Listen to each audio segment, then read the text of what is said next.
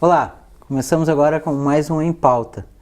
Neste programa nós vamos tratar sobre os 30 anos da Constituição de 1988, a Constituição Cidadã.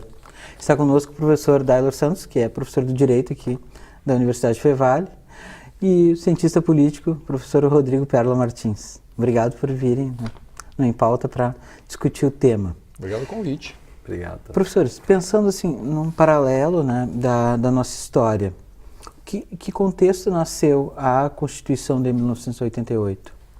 Sim, começa eu, já que eu sou da história. Vai firme, começa. Eu quero registrar então que é a Constituição cidadã, né? Não só no nome, mas o que ela trouxe de novidade. Tem um longo caminho para chegar até ela em 88, né? E ela também, a gente não pode esquecer que ela foi produzida num contexto de pós-ditadura civil-militar. Né? De abertura. Da abertura, o processo democrático, a eleição do primeiro presidente de maneira indireta ainda, mas um presidente civil, certo? E a Constituinte também, alguns problemas ali que a gente pode discutir, que é a Assembleia Nacional Constituinte, também o Congresso. Eu sou meio favorável a alguma coisa bem específica, assim, de só uma Assembleia Nacional, mas é o que saiu. E ela é num contexto pós-ditadura, né? Movimentos sociais na rua, sindicatos, né? Sociedade civil de maneira geral tentando consolidar suas posições, consolidação de grandes agendas e demandas sociais que o Brasil, desde a década de 30, discutia ou era colocado na agenda política brasileira. A Constituição de 88, ela meio que não só a ideia, a força, mas ela consolida um conjunto de ideias, né? E que depois, desses últimos 30 anos, a gente vem tentando executar, que uma coisa é a Constituição, outra coisa é a execução dela, principalmente da questão dos direitos sociais. Eu acho que a gente vai discutir ao longo desse programa, acho que vale a pena já de antemão dizer o que ela está trazendo ali de novidade, não só o contexto pós-ditadura, mas o que ela traz de novidade na sua escrita, assim, o que ela está colocando como direito, como dever. Acho que vale a pena a gente explorar isso. Pois é, o Luiz Guimarães batizou ela como Constituição Cidadã, né? Que cidadania emergiu dali? Eu acho que o professor pegou bem essa questão da gente compreender a Constituição como uma derivação, como uma herança de tentativa de superação de um regime ditatorial.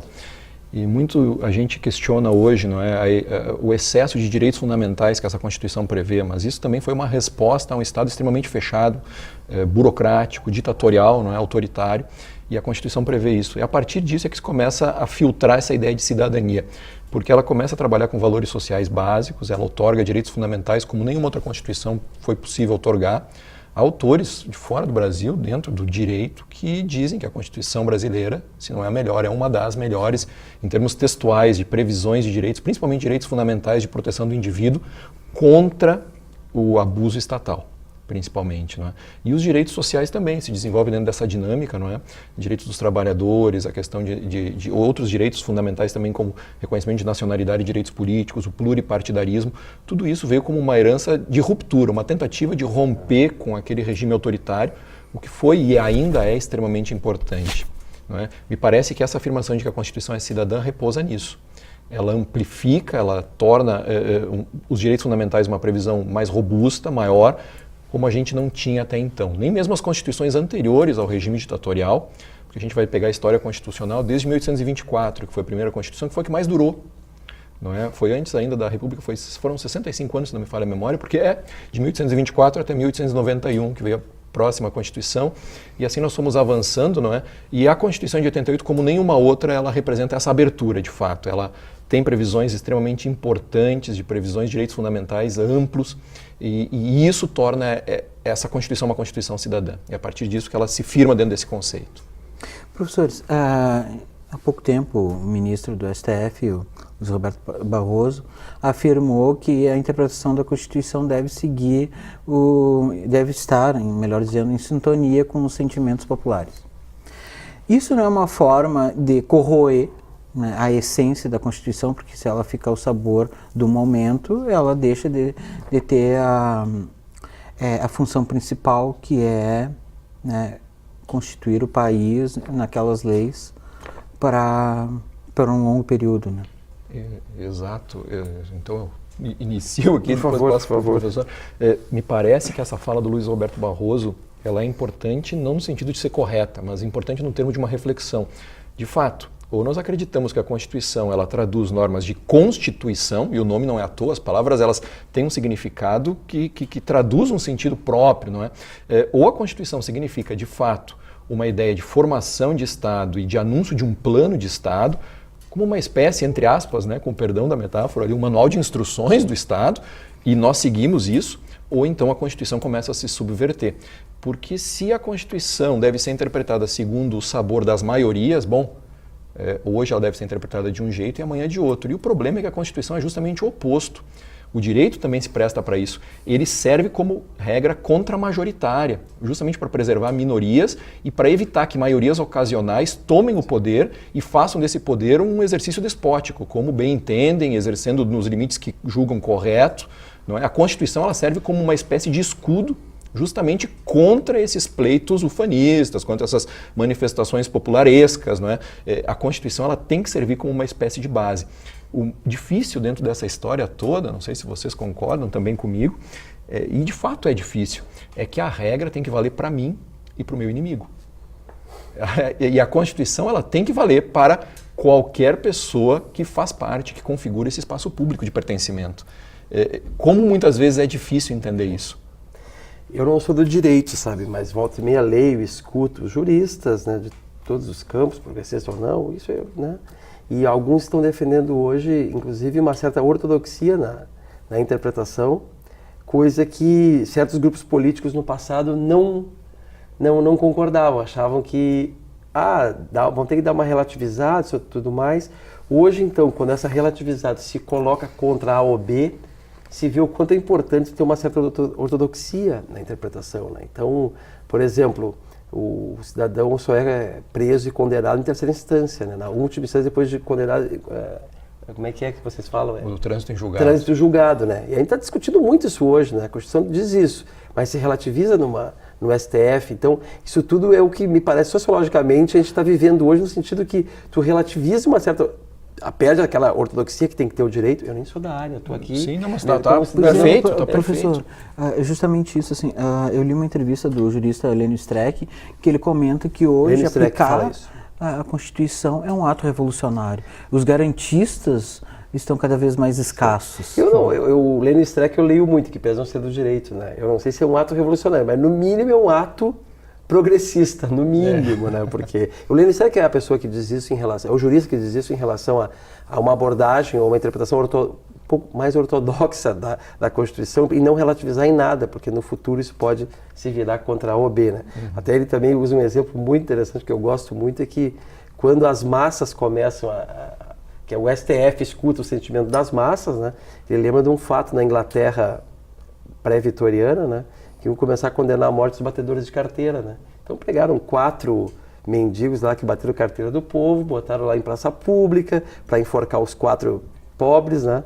Apareceu o povão, apareceu a elite, né? Para condenar aqueles que serviriam de exemplo, né? Não é à toa que naquela tarde foi o maior número de batedores de carteira, bateram carteira naquela multidão. Então, para ver como é necessário ter uma certa ortodoxia. Eu estou aqui parafraseando o grande jurista Lênio Streck, né? E eu nem sou do direito, reafirmo isso, mas porque tentando refletir sobre o que estamos vivendo hoje, né? Nesses 30 anos da Constituição Cidadã, né, que ela tem um caminho não só da Constituinte, que é implementada em 86 e depois o seu auge em 88, quando é promulgada a Constituição, né? Mas a Constituição Cidadã, ela tem uma história que no mínimo remete à abolição do trabalho escravo, né? Essa tese também não é minha, é uma tese do historiador José Murilo de Carvalho, quando ele vai dizer que a Constituição Cidadã, ela implementa as 3 formas de cidadania que se tem no país. A cidadania é a civil, a de direitos e a política, né? A política é aquela que eu permito me organizar em organizações políticas, né? Não precisa ser necessariamente em partidos. A direitos civis, né? Onde eu posso votar e ser votado, né? E cidadania de direitos no sentido que eu acesso à riqueza produzida por todos, né? Então, o Zé Murilo de Carvalho, no livro a cidadania longo caminho. Ele vai dizer que mais ou menos se identifica pela abolição do trabalho escravo em 1888, depois mais ou menos na altura da CLT, com os direitos sociais, e 1988 os direitos civis implementados, que daí no caso da Constituição Cidadã pega as 3 formas de cidadania. E não é à toa que, se tu pega desde o primeiro direito, que é o direito civil, né, no sentido que todos são iguais perante a lei, é 1888, coincidência da história, a Constituição Cidadã é 1988. São 100 anos, né, que essa Constituição, que essa cidadania começa a se construir. Né? E ele ainda vai dizer, termino por aqui a explanar a tese dele, né, que não sou ninguém para explanar a tese do Zé Murilo, que eu gosto muito dessa leitura. Ele vai dizer o seguinte: ao contrário, né, de democracias burguesas consolidadas, quando fazem a sua revolução burguesa, já instauram esse processo de cidadania civil, de direitos sociais, o Brasil é longo, né, às vezes com retrocessos, né, em momentos históricos distintos, mas tem um momento que ele se consolida, que é a Constituição de 88, que ainda está aberta na sua execução e na sua implementação. Né? Até que tem umas interpretações aí sociológicas a respeito da sua execução que dá outro programa, né? Pois é, professores, diante desse caldo, assim, de cada um leva para o seu sentimento pessoal, às vezes suas ideologias, no poder jurídico, melhor dizendo, a nossa Constituição continua atual ainda? Esse é um grande problema que diz com a efetividade da Constituição. Veja, como é que eu vou falar em 1988, por exemplo, em WhatsApp, em e-mail, até mesmo no uso de telefones celulares? Isso era uma quimera, era um sonho longínquo até em 88, mas o fato é que a Constituição ela acaba regulando isso também. Por exemplo, no artigo 5º, quando fala da proteção à intimidade, inviolabilidade de dados pessoais e sigilosos, enfim, não é? É um direito fundamental protegido. Esse é um dos problemas. Nós temos outros, a questão do reconhecimento da identidade familiar entre pessoas do mesmo sexo. Foi preciso uma intervenção judicial, pelo bem ou pelo mal, e aí a gente começa a voltar para a ortodoxia do texto constitucional. Ela se atualiza à medida que a interpretação da Constituição a atualiza. O problema é que a interpretação constitucional ela não pode ignorar patamares mínimos de análise, porque nós temos lá na Constituição direitos fundamentais basilares que, uma vez corroídos, acabam fazendo com que toda a construção constitucional venha a ruir. Esse é um problema grave. Outro problema muito grave, nós estamos agora com exatamente 99 emendas à Constituição. Ela é de 88, nós tivemos agora em 2017 a 99ª emenda, emenda 99 à Constituição. É um procedimento mais solene, é por isso que se chama a nossa Constituição de rígida, não é? Exige um quórum específico para isso, com uma votação também específica, não vem ao caso. Mas o fato é que mesmo com esse procedimento dificultoso, ela foi emendada 99 vezes. Só para pegar um exemplo, e a título de comparação, já que a nossa Constituição se inspirou nessa. A Constituição americana, que está aí desde 1789, ela teve 27 emendas, se não me falha a memória. E a última foi em 92, exatamente quando foi a primeira emenda da Constituição brasileira. Veja que ela é um processo ainda vivo, talvez, e aí talvez entre a sociologia de fato.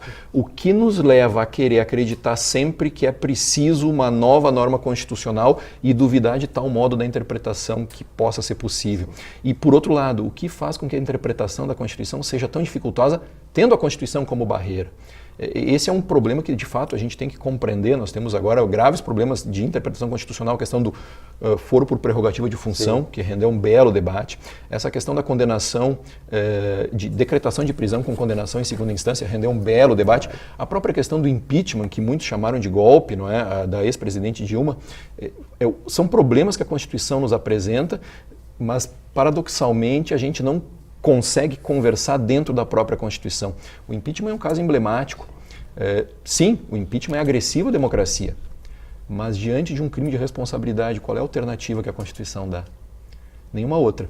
E ainda temos ecos, não é, de chamamento a uma nova Constituinte. Não, nós queremos uma nova Constituição. Até quando essa nova Constituição vai servir? Até amanhã. Daí daqui a pouco a realidade se atualiza, porque ela sempre se atualiza. Bom, então nós queremos uma nova. E depois nós queremos uma outra, até que aquela fique velha e queremos uma outra. Isso acaba virando uma espécie de ciclo contínuo, não é? Perpétuo, que é prejudicial a uma afirmação de democracia, cidadania, direitos humanos. Nós vivemos esse paradoxo. Eu volto àquele tema que parece muito caro, não é, dentro da própria interpretação constitucional. Tu falaste tudo, muitas vezes a gente pessoaliza a própria norma jurídica. E me parece que esse é um grave problema, sim, porque a gente acaba muitas vezes lendo o texto a partir de um viés que ou é de esquerda ou é de direita, quando a realidade ela é muito mais colorida do que apenas essa apropriação dicotômica da realidade. E a Constituição muitas vezes é refém disso também. Pois é, professor, a minha pergunta foi nesse sentido, assim, de que né, não é muito claro. E aí é uma provocação que eu faço para os dois, assim. O aparelho do Estado, as pessoas que exercem o aparelho do Estado, né, elas têm a dimensão do seu cargo e da sua função e da sua responsabilidade, principalmente? Pegando o STF, assim, como um exemplo, né? Sabe que uma das grandes discussões, e até os candidatos agora à presidência da República vêm com algumas promessas nesse sentido, o que chega a ser assustador. Uma das grandes discussões é a forma de nominata da Corte Superior, né, da Corte Suprema, na verdade. O STF ele tem esse problema, mas me parece que consciência do texto constitucional há. Muitas vezes o que há é esse apelo a um clamor social, a valores míticos, não é? A um retorno iluminista, a uma coisa meio mágica, não é? Não, eu vou decifrar, eu pinço da realidade um determinado ponto e me filio a ele e ele vai me conduzir às luzes, não é? E a Constituição ela deveria servir como um patamar. Sim, aí nós entramos num problema. Um magistrado, qualquer que seja ele, da Suprema Corte, do STJ, ou de qualquer tribunal, da Quarta Região, ou de qualquer justiça comum, especializada, quando ele decide para fora do texto constitucional, ele está cometendo um pequeno equívoco, para dizer o mínimo, para ser diplomata dentro dessa decisão. Porque a Constituição ela tem que servir de baliza. Mas é custoso porque sim, nós nos deparamos com problemas políticos, nós temos problemas de corrupção, nós temos problemas de malversação de verbas públicas, de acesso a cargos públicos muitas vezes sem o devido concurso, com notícias de desvios políticos, mandos e desmandos, a Operação Lava Jato andando à solta e tornando os valores fragmentados dentro dessa pós-modernidade tão complexa que nós temos por aí. E a Constituição ela parece insuficiente para dar resposta a isso. Quando, na verdade, a resposta deveria ser construída a partir dela. Sim. E não contrariamente a ela. Eu não tenho que buscar sempre a reforma ou valores que eu introjeto nessa Constituição. E sim construir valores a partir do que a Constituição me passa. Justamente por isso. Porque se agora eu menosprezo essa possibilidade, amanhã talvez eu seja vitimado com uma interpretação contrária à Constituição. E volta e meia também se pensa, aí claro, derivando um pouco da discussão central, eu vou falar do judiciário, sempre de maneira geral se imagina que o judiciário, as pessoas são todas por concurso. Acho que concurso é a primeira instância, pelo menos os juízes. Não. Os de segunda instância nós vamos ter uma regra de preenchimento, mas eles também vêm da regra do concurso. Da regra do concurso. Isso, vem da regra do concurso. Mas, por exemplo, pega um desembargador do TRF4, por exemplo, ele vem de primeira instância com concurso, mas depois é tudo nomeação. Então o pessoal, eu vou fazer eleição para juiz do STF. Não existe isso. Que na verdade é a nominata, pelo chefe do executivo, que deveria ser referendada, não é, aclamada pelo legislativo. O sistema dentro da concepção ele é bom. Sim. Só que talvez a gente não compreenda exatamente o papel político dentro do órgão político de referendar essa nominata, de fazer a sabatina, não é, daquele indicado para verificar se de fato ele tem aptidão. A sabatina há, mas quando chega no Senado, forças políticas legítimas, ninguém discorda que aquelas forças políticas que sabatinam o candidato à vaga, a gente sabe que vai ser aprovado. Exato. Né? Porque... Não, sabe que isso me lembra muito, volto para o processo do impeachment, aquele momento em que os deputados federais foram se manifestar sobre o recebimento ou não, né, do pedido. E aí começou aquele show de horrores, como costumo dizer, pelo meu vizinho, pela minha amiga, pelo meu amigo, pelo meu animal de estimação. Pela minha cidade, pelo meu bairro. Isso, exato. Voto sim, voto não. Sem qualquer compreensão da pertinência política daquele momento. Talvez isso comece a deslegitimar a força de uma Constituição. Porque, sim, o agente político ele deveria ter a noção do que está fazendo naquele instante. Mas, professor, ao contrário, né, apenas um adendo, ao contrário do setor do Poder Judiciário, o Legislativo fomos nós que elegemos. Exato. Sim. Exato. Então, de certa forma, o que advoga contra nós. Está nos representando. O pessoal reclama que o Congresso é o espelho da nossa sociedade. Somos nós que estamos lá. Somos nós. Professores, eu quero perguntar sobre a execução da nossa Constituição, mas eu preciso fazer um intervalo. Tá? O Em Pauta volta em breve.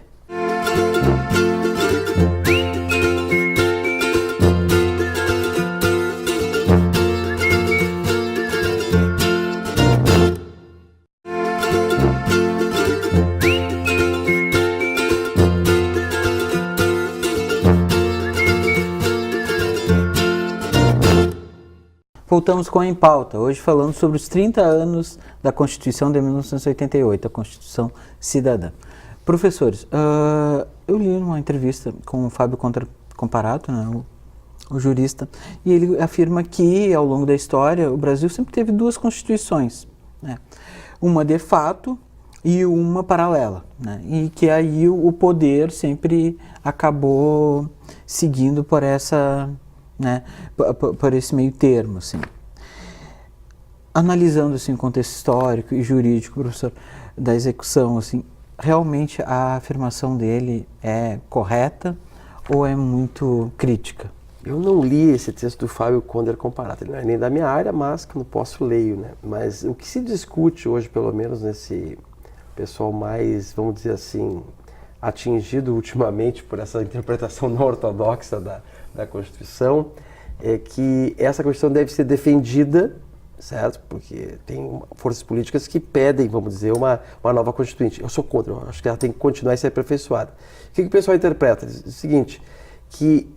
Porque, desculpe, essa Constituição paralela seria, por exemplo, o que o ministro Barroso afirmou. Ele seguiu os sentimentos Sim. do clamor do povo. Tem também que pode ser fabricado também. Sim, tem uma outra obra clássica na ciência política, que é de um juiz federal do STF, que foi cassado no 31 de março de 64, que é Vitor Nunes Leal, um livro chamado Coronelismo em Chá de Voto, onde ele faz toda uma tese sociológica mostrando como é que a elite brasileira, no caso aquela agrária, acessa cargos no Estado brasileiro, certo? Juízes de comarca, juízes de segunda instância, criação do STJ, etc. e tal, via essa barganha, via esse acordo político, né? Como eu disse, eu não li o texto do Comparato, mas me parece que a ideia do texto constitucional e vamos dizer, um texto paralelo é que está sendo colocado em voga nesse texto, né? E aí me lembra muito esse livro do Vitor Nunes Leal, quando ele fala, então, que há acordos políticos entre quem acessa os cargos de Estado e tudo mais, e sempre compondo com aquelas elites locais, estaduais, regionais, para, colocar em prática não aquela Constituição que está ali, mas uma outra.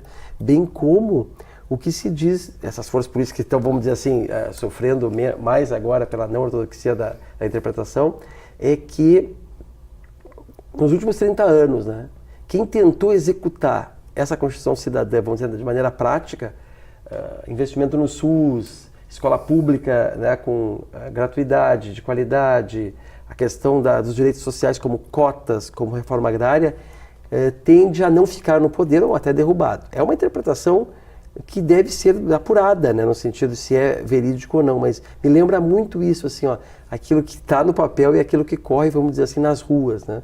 Também me lembra essa questão de separação desse mundo das pessoas e o mundo da política, o mundo judiciário, não sei, me ocorre muito por aí, né? Essa ideia que eu não li o texto.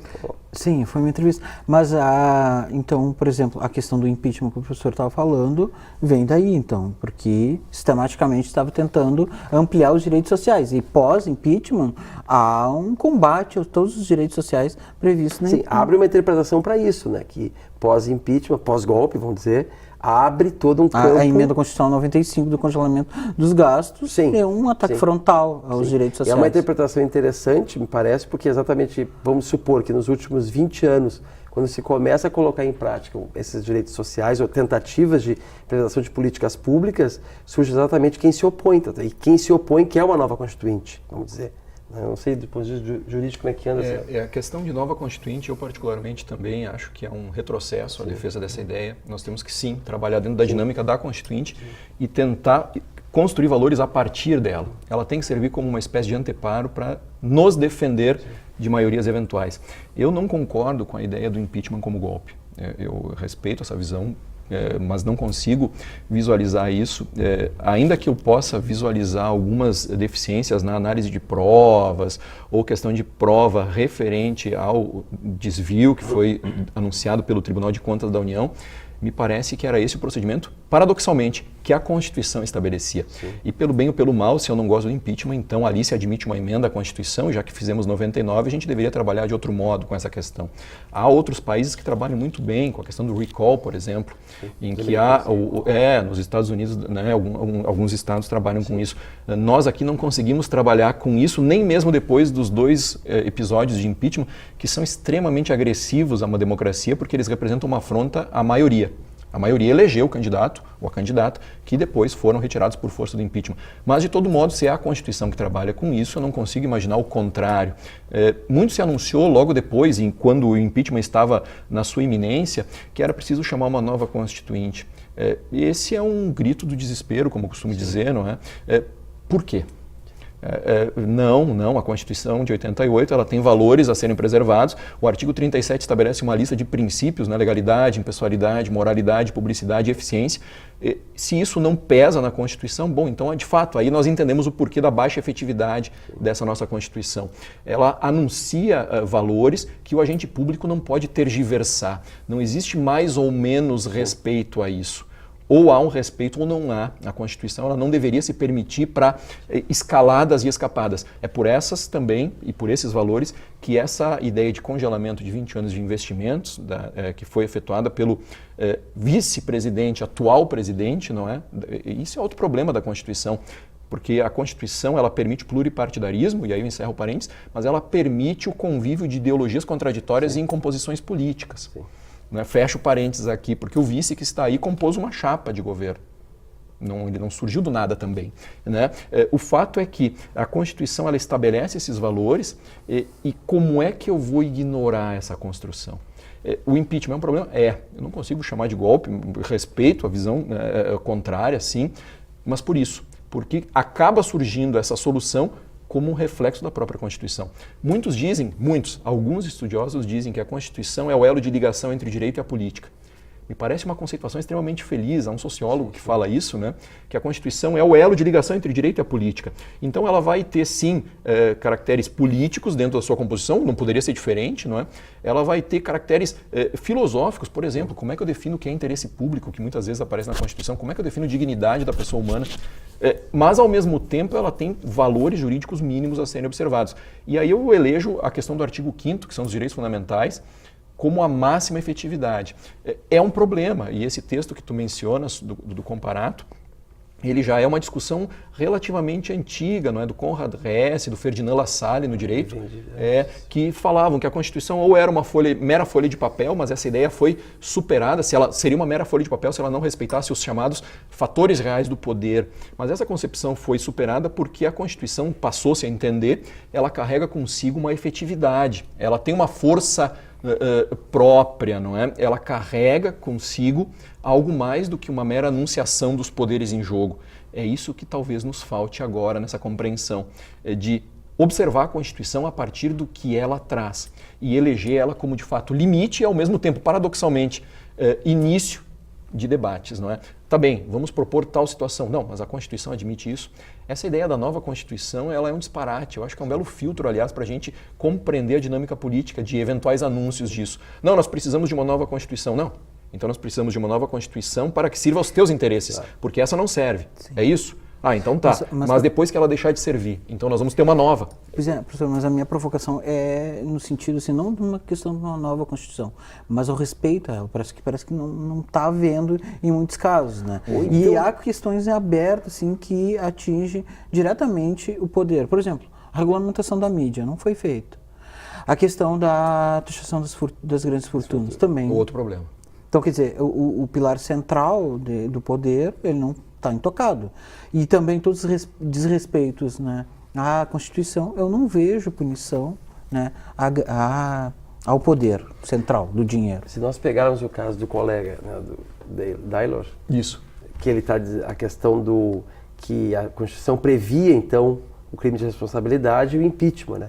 E eu, em que pese achar que foi golpe, né? Eu uso o conceito golpe, eu entendo que o problema não foi aplicar na Dilma esse impeachment, que eu chamo de golpe, mas ele não ter sido aplicado anteriormente, porque esse crime de responsabilidade, ele era... E continua sendo. E continua sendo. Então, o problema é que aplicou-se para presidente Dilma, não se aplicou-se nem no Lula, nem no Fernando Henrique, por quê? Porque havia um entendimento, havia uma base parlamentar, né, e agora indo para o mundo da política, né, já que a Constituição é o elo entre a política, né, e o direito, né, a gente sabe por que não foi aplicada nos outros presidentes, porque havia uma base parlamentar, não foi aplicada agora com o presidente Temer, porque o presidente Temer tem base parlamentar no Congresso. Então também, além dessa dinâmica jurídica aí, tem uma dinâmica real da vida que, bem, aí não sei se entra nessa discussão, nessa, vamos dizer, a outra Constituição que está aí, né? Então, me parece que tem muito...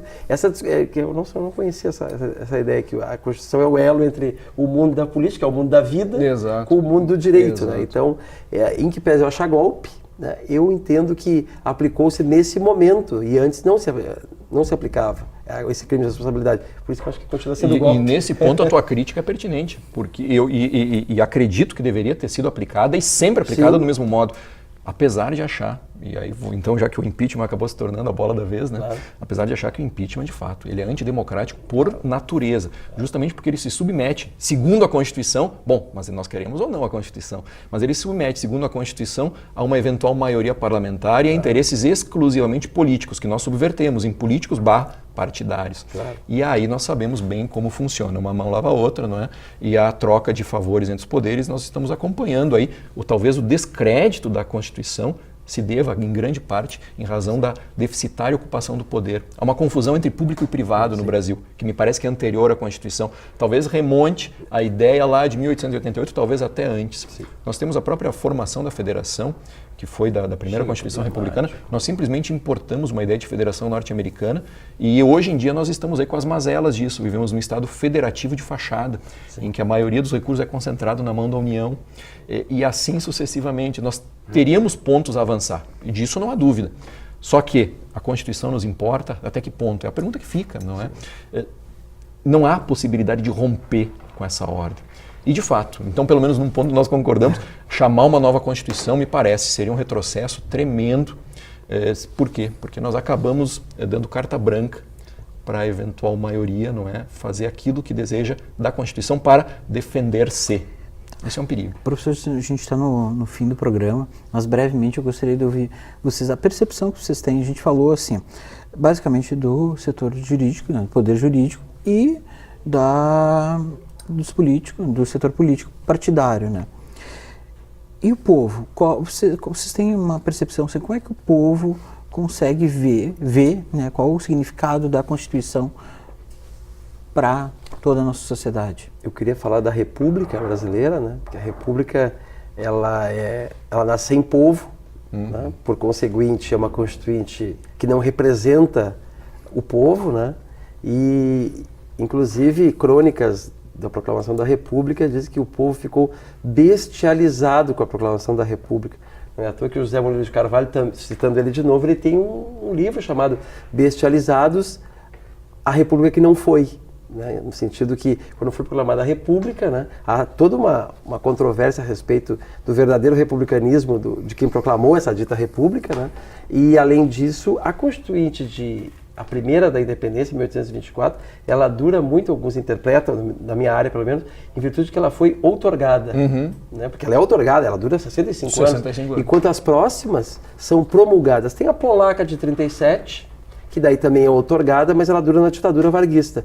Mas, do contrário, todas que têm problema, vamos dizer assim, ou é a questão do impeachment, ou tem que ter base parlamentar para não cair, todas passaram pela ideia de promulgação. Agora, a única que foi outorgada, bom, aí tem uma reflexão. Será que temos que ter uma monarquia ou uma outorgada? Né? Então, temos problema de república, a não participação do povo nessa república, res pública, né, do povo, né, e chega até hoje, quando essa Constituinte parece não dar vazão a esses anseios aí. Ou então, me parece às vezes, o povo bestializado, ou como diz o Lima Barreto, o Brasil não tem povo, o Brasil tem público. É uma grande reflexão. É uma sacada do Lima Barreto.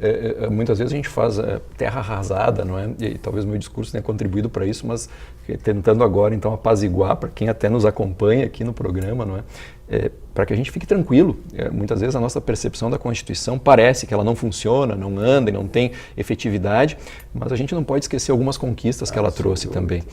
Houve, após a Constituição, uma extremada judicialização de determinadas situações que antes certamente não poderiam ser. Ela permite um acesso mais amplo e democrático ao próprio Poder Judiciário. Ela regulariza, dentro daquilo que foi possível, e nós temos que evoluir, a regra do concurso público. Ela traz valores de orientação para a administração pública. Ela permite o controle popular de políticas públicas por meio da ação popular, por exemplo. Mas isso é pouco utilizado? Sim. Nós ainda estamos avançando. Veja, 30 anos parece muito, mas para uma história de democracia isso é nada, é uma vírgula no texto, não é? Então, nós avançamos nisso. Nós agora temos a garantia, que na ditadura militar não havia, por exemplo, do habeas corpus. Nós temos a proteção da intimidade, nós temos a proteção de sigilo de dados, nós temos a questão da propriedade atendendo à sua função social, senão essa propriedade ela pode ser afetada por medidas do Estado. Nós temos limites e garantias dadas aos juízes para que eles desempenhem com tranquilidade a sua função, as suas competências constitucionais. Ou seja, nós temos uma série de valores que a Constituição traz, por exemplo, outro e um último, então, o Código de Defesa do Consumidor surge como reflexo da Constituição. A questão previdenciária, a questão dos benefícios assistenciais, todas previsões iniciais da Constituição Federal. E bem ou mal, sim, nós temos muito a avançar, mas bem ou mal a Constituição, ela vem servindo como uma espécie de filtro. Há muito a avançar, sim, é bem verdade, muitas vezes nós temos retrocessos, o movimento constitucional muitas vezes ele parece um pêndulo, eu brinco em sala de aula isso, muitas vezes nós temos uma Constituição extremamente rígida e dura, momentos políticos que impõem uma certa dureza, não é? E daqui a pouco ela se abre, a Constituição de 88 surge no sentido de a primavera depois do inverno da ditadura. E talvez agora, para nosso susto, nós estejamos vivendo anúncios de tempos mais duros, corrosivos, não é? Muitos querem caçar direitos, suprimir avanços de direitos sociais. Para isso é que serviria a Constituição, para que nós nos amarrássemos nela, não é? E levássemos ela como um discurso libertário também. Então, há muito de bom na Constituição, me parece que o balanço ainda é positivo. Dentro desses 30 anos nós temos uma Constituição muito boa, obrigado, como se costuma dizer, não é? E claro que nós temos que avançar, mas avançar a partir dessa Constituição não é impossível, muito antes pelo contrário. Há ajustes a ser feito, mas me parece que essa percepção popular muitas vezes peca ao confundir o exercício equivocado de poder, mandos e desmandos, não é? A confusão do público com o privado, que é tema para outro debate, com a Constituição. Não, a Constituição ela serviria justamente como uma espécie de alerta. Olha, cuidado, o público e o privado nem sempre se misturam desse modo. Então ela traz valores muito importantes e que com o passar do tempo, com o vagar, a gente vai incorporando no nosso patrimônio jurídico. Me parece que é um balanço positivo. Não sei se eu chego na tua dúvida sobre como o povo sente isso, uma espécie de bálsamo, né, para que quem nos ouve, quem nos acompanha, possa ficar tranquilo, sabendo que, apesar dos pesares, apesar da tempestade, a Constituição ela ainda está sólida, ela apresenta deficiências e arestas a serem reguladas, aparadas sim, mas ela ainda representa uma salvação dentro da nossa democracia. Ruim com ela, pior sem ela. Exatamente. É o velho chavão popular que diz muito. Né? Exatamente. Professor Rodrigo Perla, obrigado. Professor Dália Santos, obrigado. Obrigado. O Em Pauta fica por aqui. Até o próximo programa.